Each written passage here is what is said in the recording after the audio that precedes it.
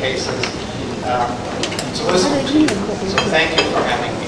首先，对我来说，能到这里来是一件很开心的事情，同时也是件很愉快的事情。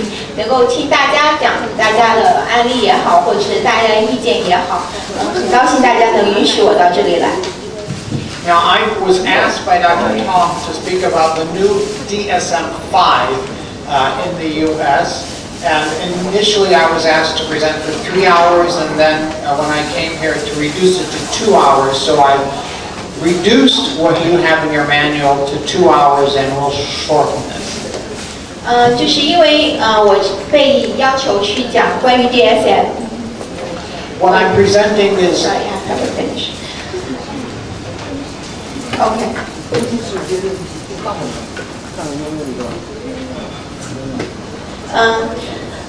讲DSM-5，我做了一些准备，然后给大家看到的课件是不完整的版本。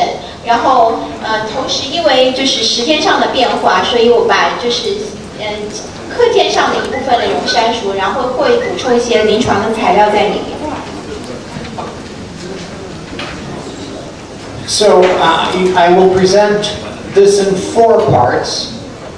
First, I'll talk about what do we mean by diagnosis. Second, I'll give some brief examples from DSM-V. Third, I'll talk about other diagnostic approaches. And fourth, if there's time, I'll give some clinical vignettes of a phenomenon that I will call micro-diagnosis. What we do moment to moment in the session itself. OK， 我们今天的讲座分为4个部分。第一个部分是关于什么是诊断，我对诊断的理解。第二个部分是DSM-5的问世，它做了哪些从 DSM-4的上面的改变。第三个部分是关于 DSM 系统以外的其他的诊断的东西。然后第4个部分是，如果有时间的话，我会结合一些临床的材料跟大家去讲关于诊断的部分。So I'll be speaking about some of which you can read, but much of it will be new. 所以说在讲稿上的东西，我会讲一些，但是有很多东西是新的。When Dr. Tong asked me to speak about DSM-V, I thought to myself, well, analysts are not well known for making diagnoses, at least not in the typical sense. 当童院长要求我来讲 DSM-5的时候，我在说，对于一个精神分析师来说，诊断不是他们强项，或者不是他们出名的一种方式。对他们来说，他们诊断可能反而是一个不是太擅长做的事情。A colleague of mine, Ted Shapiro, who's a child psychiatrist and an analyst, once said to me, well, I can diagnose someone in the first, second session, in the second session, but by the third session, I can no longer make a diagnosis of the person. 他的一个朋友，也就是叫 Ted Shapiro， 他说过这样一段话，就说，我觉得我在第1次和第2次会谈的时候，我觉得我可以下一个诊断了，但是到第3次会谈之后，我发现不行，我下不了了，好像就是线索信息又混乱了。What I understood he meant was that by the third session, the patient becomes too human, too alive to simply categorize the person.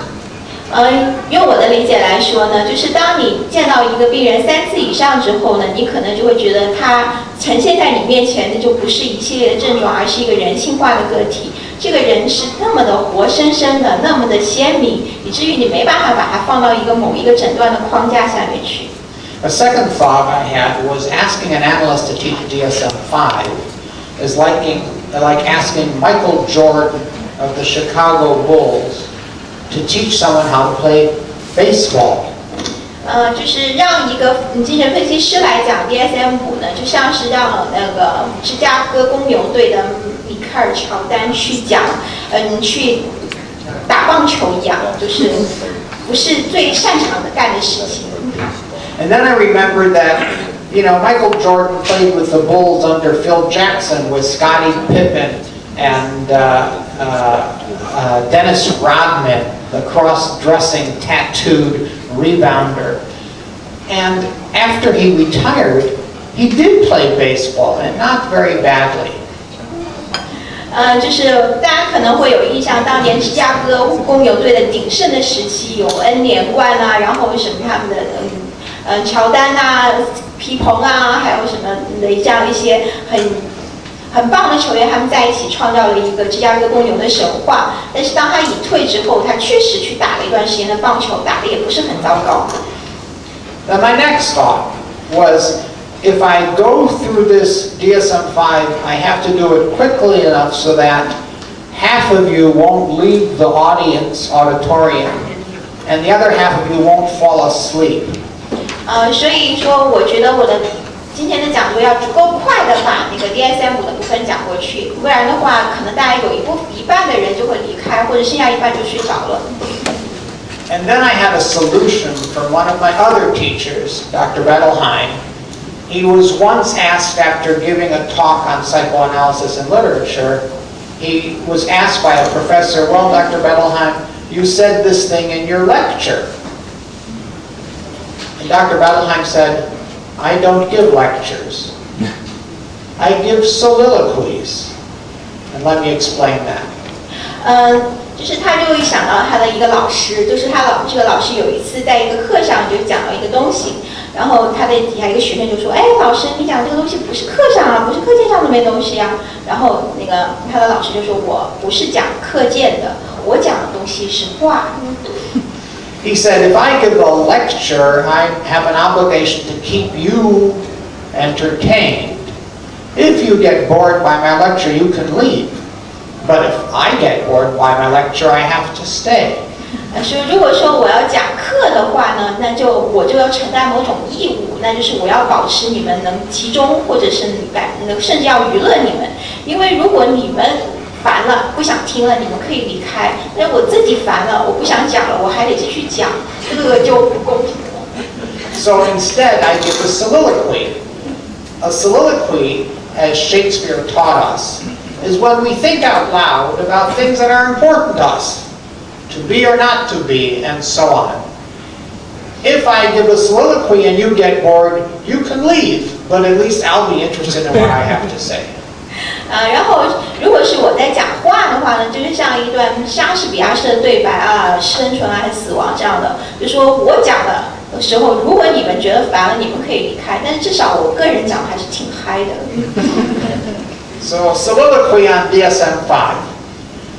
所以这就是我对于 DSM-V 的一段话。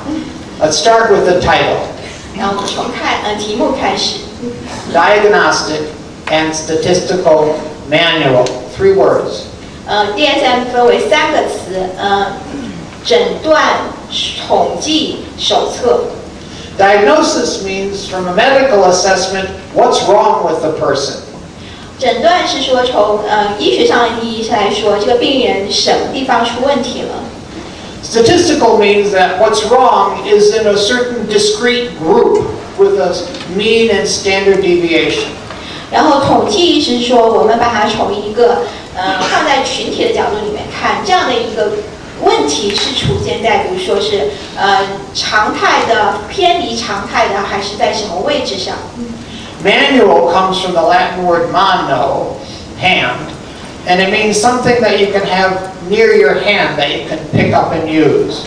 然后手册的这个词根来自于手的意思，就是说我们可以放在手边的书，我们随时可以拿来看一看。Now, diagnosis is the Greek word, and it comes from diagnoske, which means apart perception, discerning, distinguishing. 诊断这个词是一个希腊的词汇，它的词根分开来说，就是说去分辨、去识别、去分析，去系统的分析。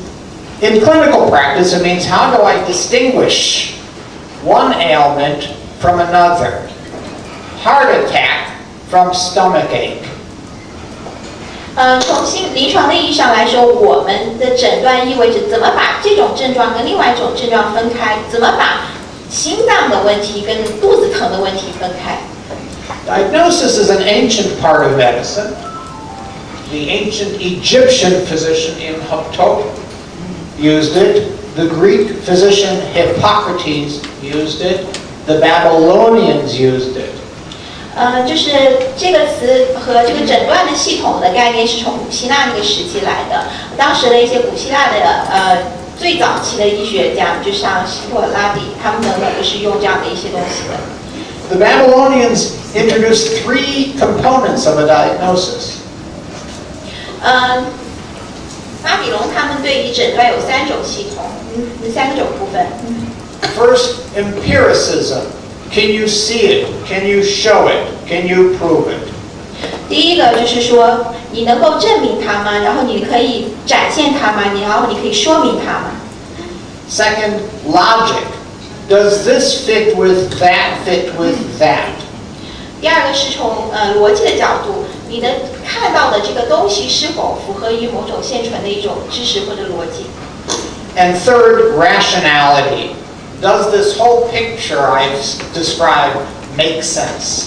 然后第3个是理性，就是说我所做出来的这一系列判断和分析是否是符合一个逻辑或者是一个科学的推断。Now, and I'm told that in ancient Chinese medicine there's 4 aspects of diagnosis. 我听说就是在中医传统上的那个诊断有4个部分组成。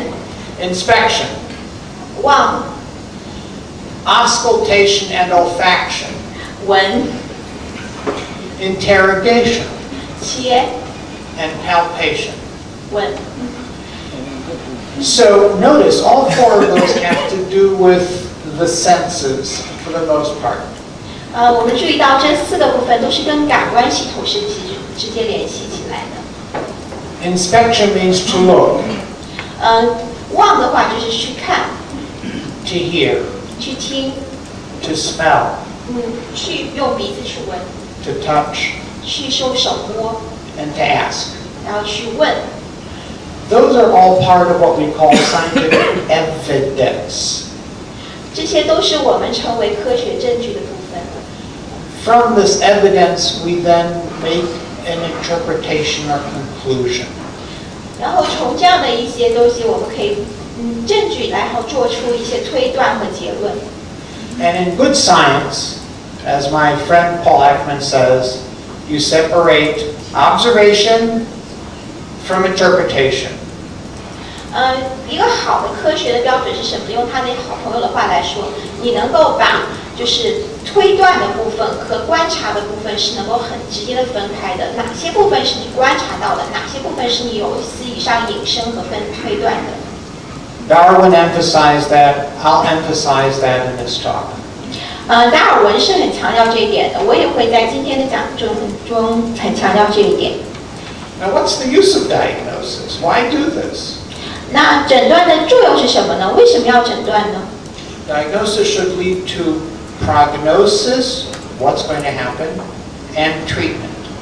因为诊断是指向后面2个部分的，一个是去预期后面会发生的这个疾病会如何演化，以及最后就指向治疗，如何治好这个疾病。In modern medicine, diagnosis means to put things in separate categories so we can have a rational treatment and a reasonable prognosis or prediction of illness course.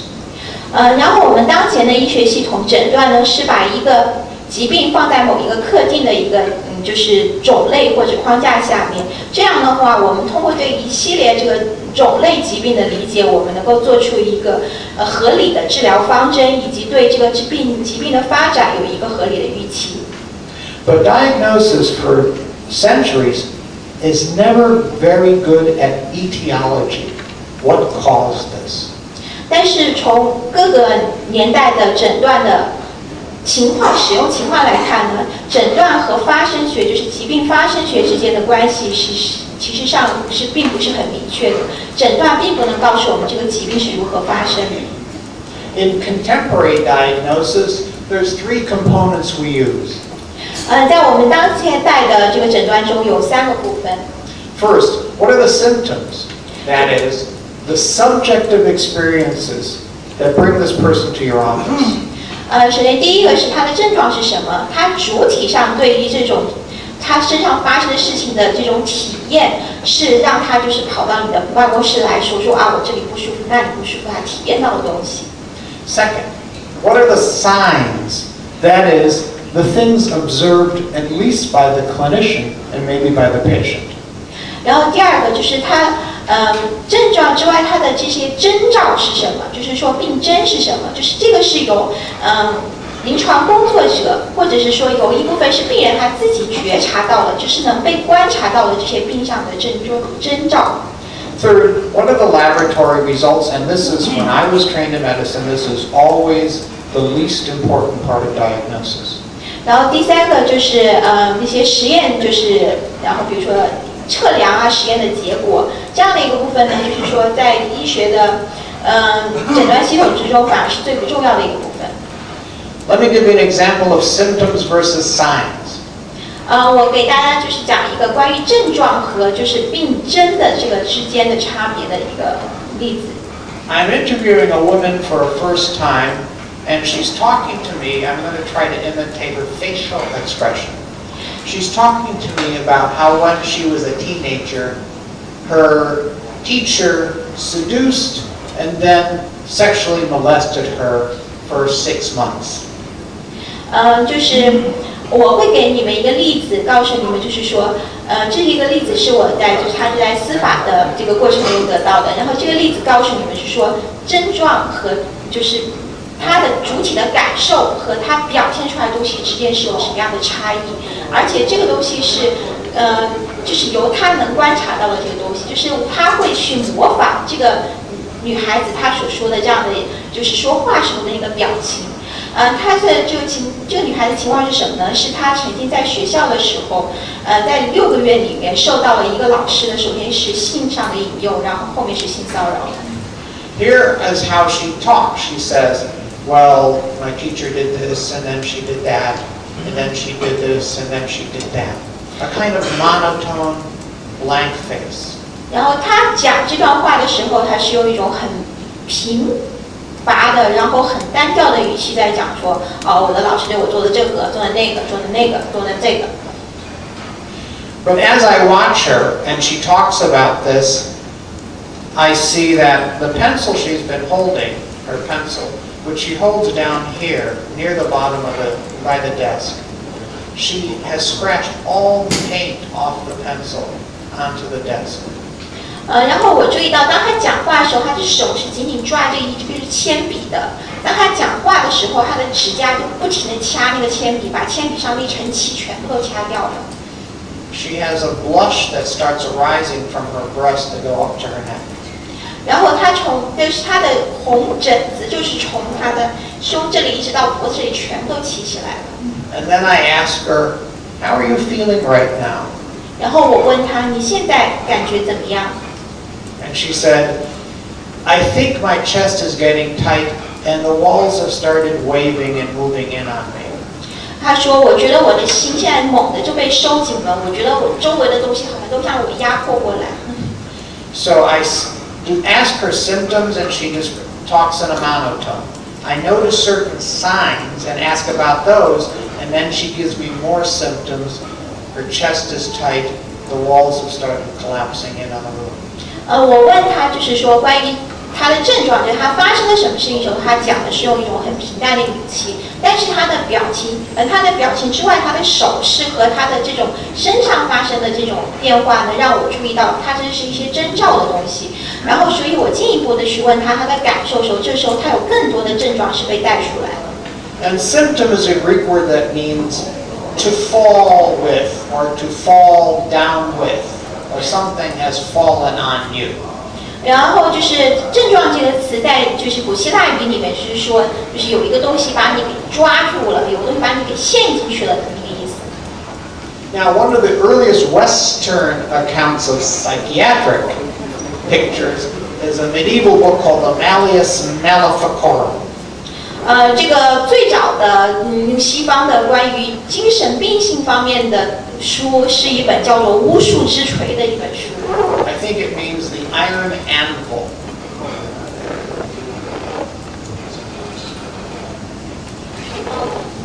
对，他的意思就是说一大锤子。它的这个原意是大锤。If you read this, it gives wonderful descriptions of what we might call psychosis, schizophrenia, etc. Excellent descriptions. 如果我们去看这本书其实是把就是什么精神病型的症状是什么，精神病是什么，讲得非常的清楚。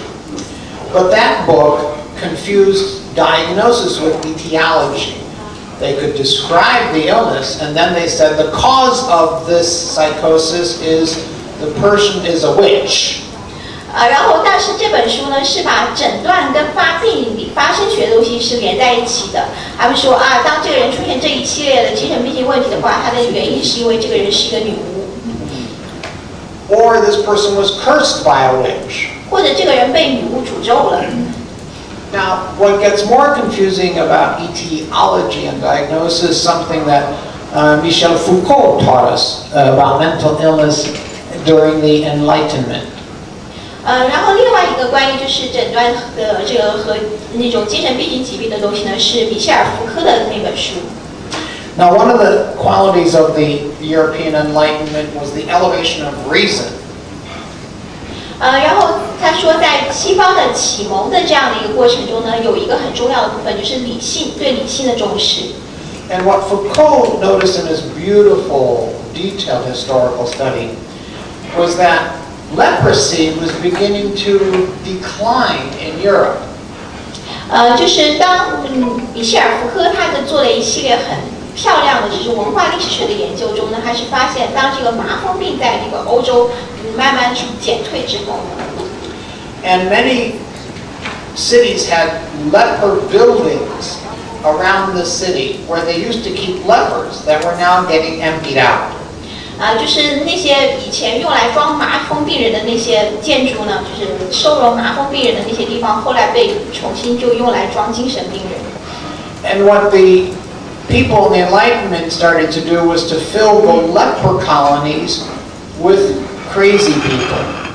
然后就是在西方的理性化的运动过程之中呢，把麻风病人减退了之后，取代他们的位置呢，就是把那些精神上疯狂的人都放到了那些需要就是被隔离、需要被关起来的那些人群之中去。And Foucault's conclusion was twofold. One is that societies have a need to marginalize somebody, maybe lepers, maybe madmen. 然后福柯呢，他的意见是说呢，他有两条。第一条是说，一个社会总是有这样的一些必要去边缘化某一些群体，也许是麻风病人，也许是精神科的病人。And during the Enlightenment, when rationality is valued and elevated, irrationality is excluded and possibly feared.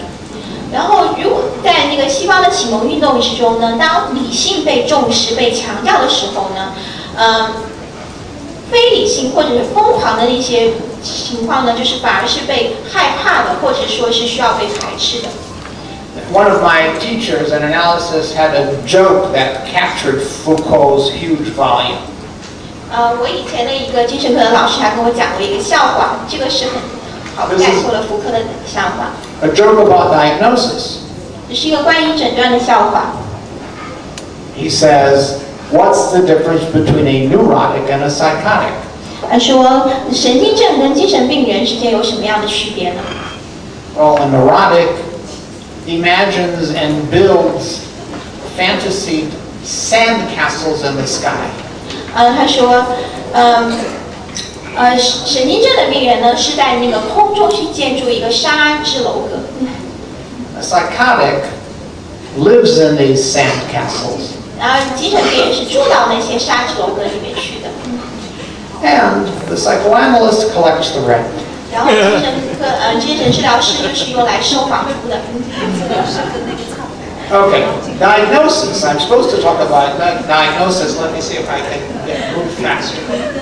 好，我现在应该回到讲诊断的部分来了。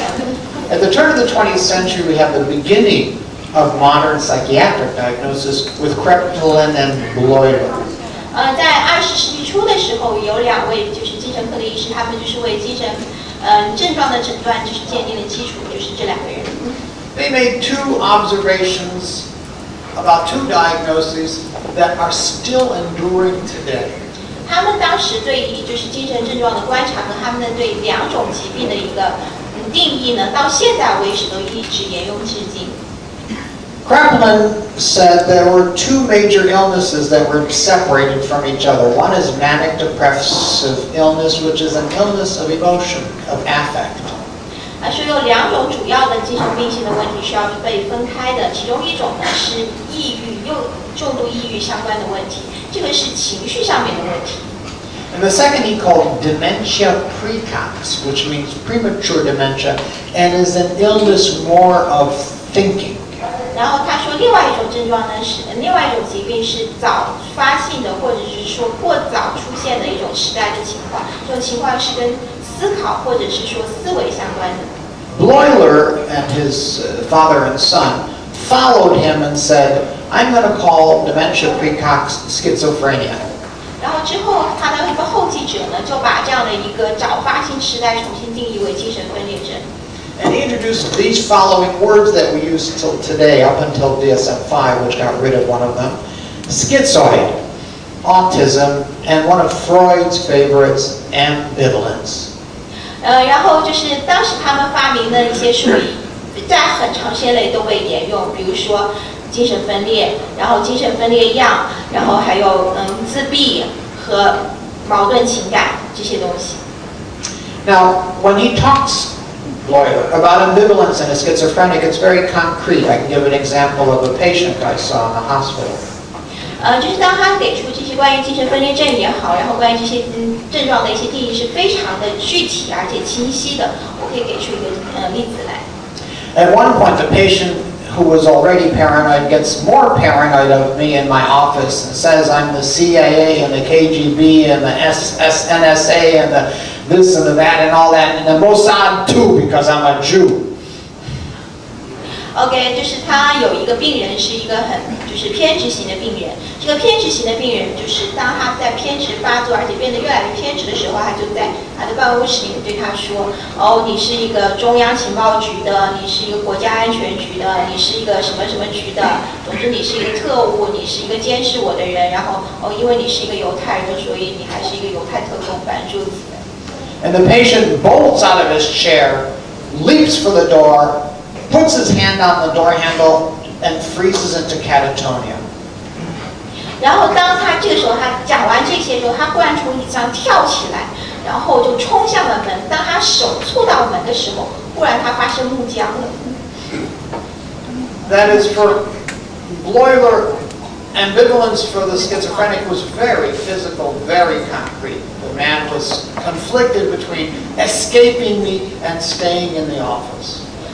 这个就是我们可以说是一种矛盾情感，或者是一种就是歇斯底里的一种表现。但是呢，它是用一种非常躯体化的形式表现出来的。他有一种既想要逃离这个办公室，又想要留在这个办公室的两种情况。所以他同时一方面出现这样一种爆发，然后同时又出现了怒僵。And Bloiler, this is work he did around the time of Freud, work that still holds until today about schizophrenia, said schizophrenia is a disturbance of three factors: of affects, of associations, and of ambivalence. 然后布鲁伊尔他对于就是精神分裂症的一个3个部分组成的东西，我们到现在其实也还是有使用的，就是关于情感、关于联想以及关于和矛盾。Around the same time of Bloiler's work in Switzerland, Charcot was focused on the ancient Greek diagnosis of hysteria, which means wandering womb. 然后在这些人的工作之外呢，在法国的夏科呢，他们开始关注另外一种就是疾病的问题，就是所谓的从古希腊就有的这样的一个词汇叫做歇斯底里。然后歇斯底里在古希腊的意思就是说一个徘徊的子宫。Now Charcot made very elegant observations about hysteria. Freud studied with him and translated his book.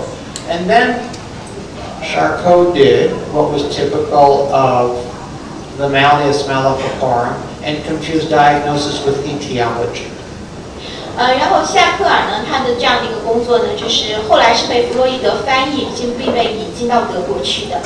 他对这个歇斯底里的研究是非常的详细的，但是他呢是把发生学和这个症状学是联系到一起了，搞到一起。And Charcot said hysteria has something to do with a genetic weakness of the nerves. 然后他说，那些患有歇斯底里症状的人呢，他们是来源于一种就是基因上的一种缺陷。Freud, perhaps ignoring Charcot's ideas about etiology, went ahead and tried to treat these patients, whereas Charcot focused on diagnosis, Freud focused on treatment. 夏克尔呢，更多的是放在那个发生学的意义上，就是这个疾病是如何发生的，而弗洛伊德更多是放在诊断和治疗上，如何去治疗这些歇斯底里的病人。And Freud with Breuer found that by using